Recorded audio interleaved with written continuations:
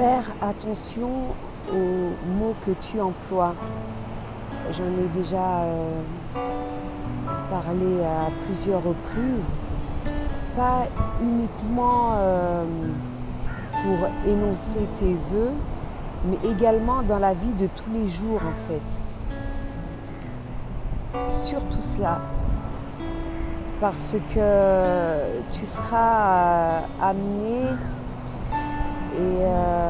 à rencontrer de multiples personnes et ces personnes-là justement, tu ne connais pas leur vécu, tu ne connais pas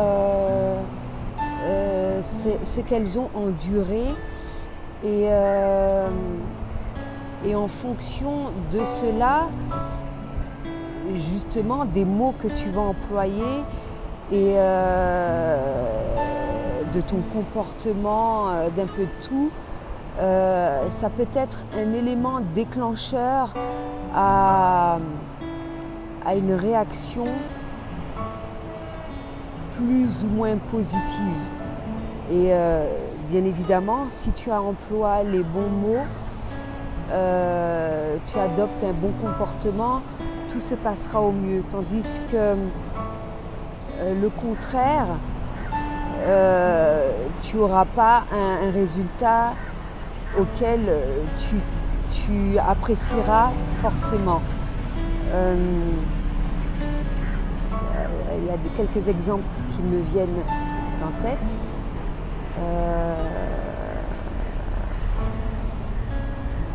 Peut-être que tu ne prends pas suffisamment de recul comme moi-même, mais moi, par rapport à chaque situation qui vienne à moi, je me pose toujours la question de savoir qu'est-ce que j'ai fait, qu'est-ce que j'ai dit, qu'est-ce qui a fait que la discussion se déroule ainsi, qu'est-ce qui a fait que les choses se sont passées ainsi, constamment, et travaille sur moi-même. Et c'est ce qui te permettra justement d'avoir certaines réponses à tes questions. Et donc ça me fait penser à quelque chose. Et en ayant pris du recul, etc., en observant bien la personne également, en changeant de méthode, d'approche. Et je me suis aperçue, pour un cas par exemple, j'en ai plusieurs, que c'était une personne qui n'a pas connu le non durant son enfance. Bien évidemment, j'ai eu l'opportunité de faire connaissance avec ses parents, etc. Et là, en la voyant agir, etc., j'ai compris tout de suite que s'il y avait une animosité ou une réaction, etc., c'est que cette personne, durant son éducation, n'a jamais connu le non. D'où l'importance,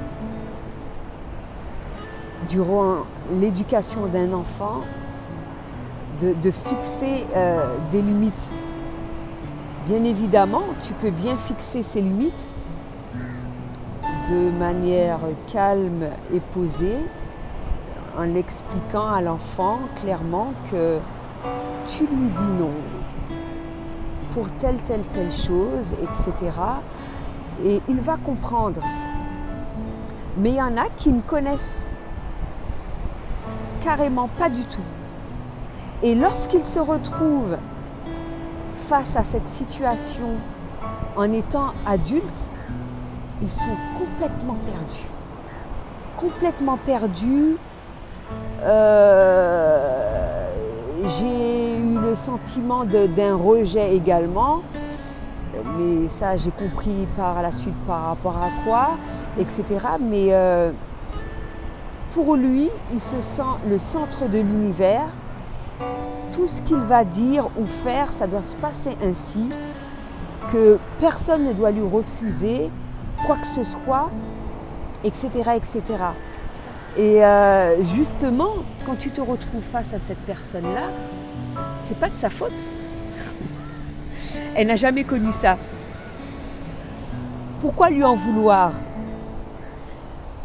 Hormis lui faire comprendre que le non existe et qu'il n'y a aucun mal à ce qu'on te dise non. Que tout le monde a le droit de dire non.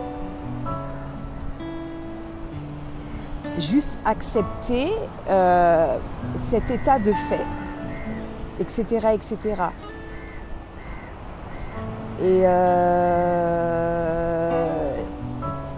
Et justement, je t'invite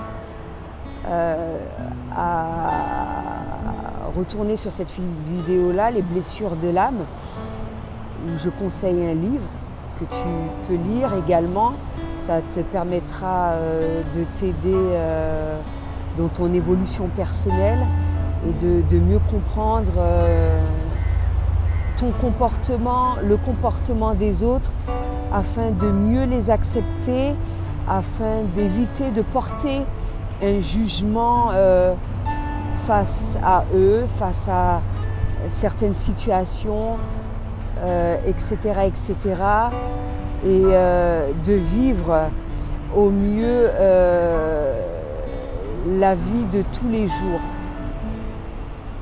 Donc, juste ça, ne pas voir une réaction qui est négative pour toi,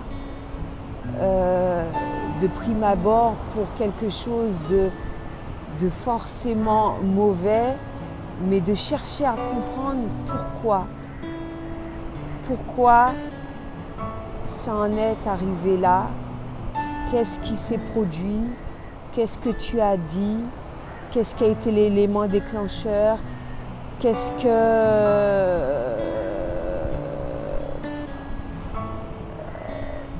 Être compréhensif vis-à-vis de la personne qui est en face de toi. Parce que nous avons tous nos blessures et